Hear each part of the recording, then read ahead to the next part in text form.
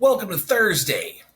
Okay, guys, your warm up today, fairly simple one, straightforward. It's a drawing one. It means you got 10 minutes to draw Zapata here in his badass outfit. And I'll be back in 10 to explain what we're working on today. All right.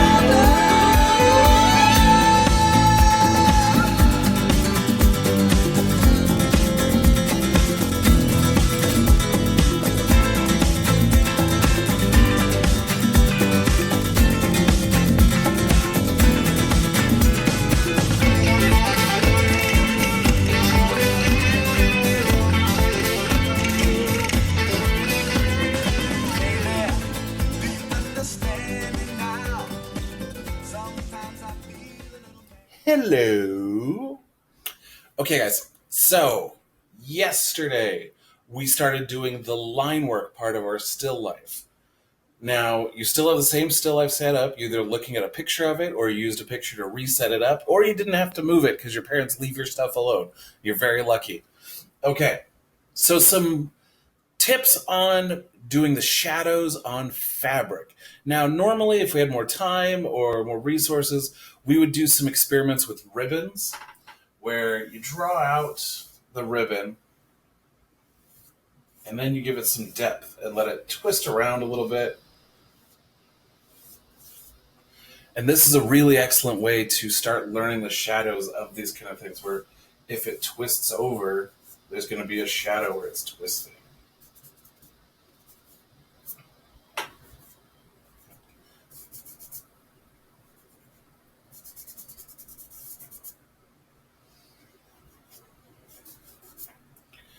Now, the reason the shadow is at these thinner parts isn't just put shadow at thin part.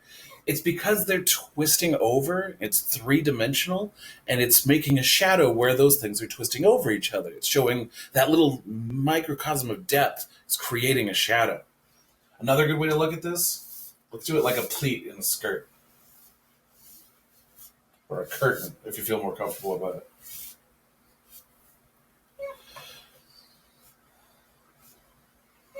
So there's the bottom of a curtain where it's all wavy and folded over. It's called a pleat.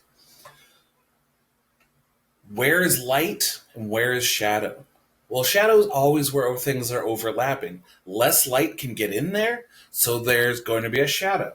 So definitely in here, inside it, that's probably going to be the darkest spot. It's where it's folding over the most, therefore getting the least amount of light. And it's behind it too. Let's say, we're doing this lighting on the top side, then light's going to be coming from over here. It's definitely not going to be getting up in there very much. So your darkest spot's probably going to be on the inside.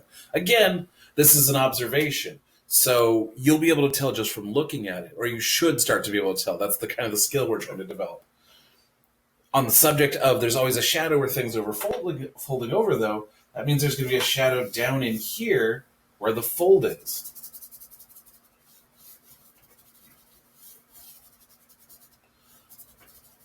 Same one on this side. Now, it's not going to be as super dark as the folded over place, but it's probably going to be like a mid-tone. And again, you look at your object, you see if the light's hitting it there. Does it have that dark of a shadow? Is the difference between the shadow that severe, or is it a little more subtle? It's the reason we did value scales, so you guys would see the difference in these like little subtleties. Where's the darkest spot? Where's the lightest spot?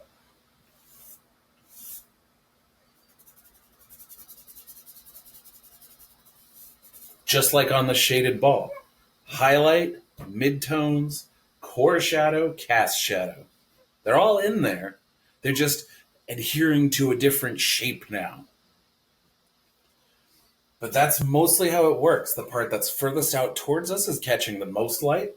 That's your highlight.